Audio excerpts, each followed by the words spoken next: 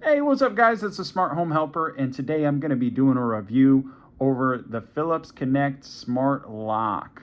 So, just to kind of start off right off the bat, the price of this lock is somewhere between $98 to $130 is what I've seen. I got it on Prime Day, so I got it in the lower 100s.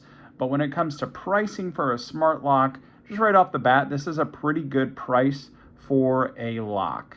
Now, to talk about some of the features and how the lock works, it does have 5 ways to be able to do entry with this lock. It has fingerprints, it has an app, it has a passcode, a physical key, and even some of them have voice commands.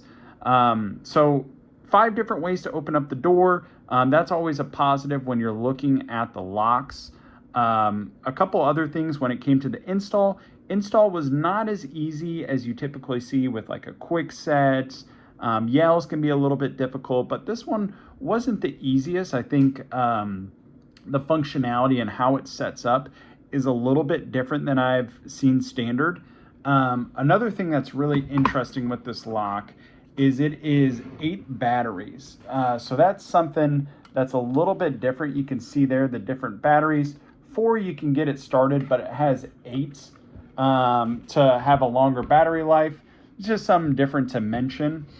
But the big thing that I would share with this lock is the durability of this lock. So when we look at some of the other ones, you can tell the material is made much more sturdier. And when I was installing this, I could tell the back piece was very much plastic. The front was not the strongest as well.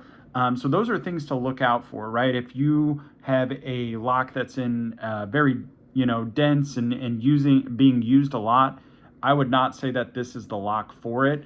Another thing is with the deadbolts, it's not the strongest deadbolt that I've seen. I think Kwikset and a couple of the other ones have a stronger deadbolts.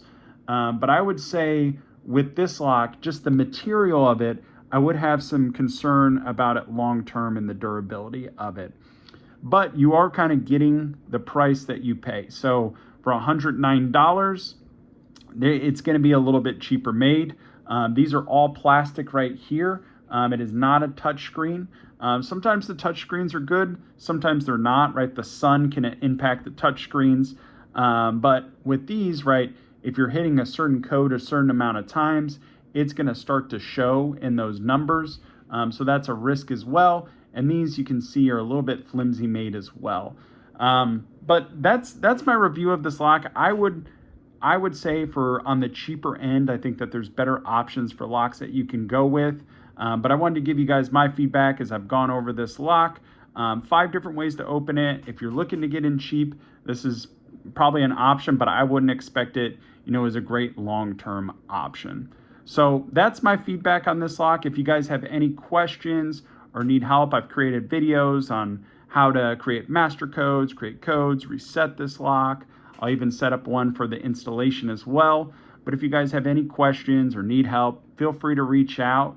And thanks for watching. And if we helped you guys out, don't forget to subscribe. And if there's a lock that you'd like to see us review next, definitely let us know. And we'll go ahead and get that one reviewed for you as well. Thanks for watching.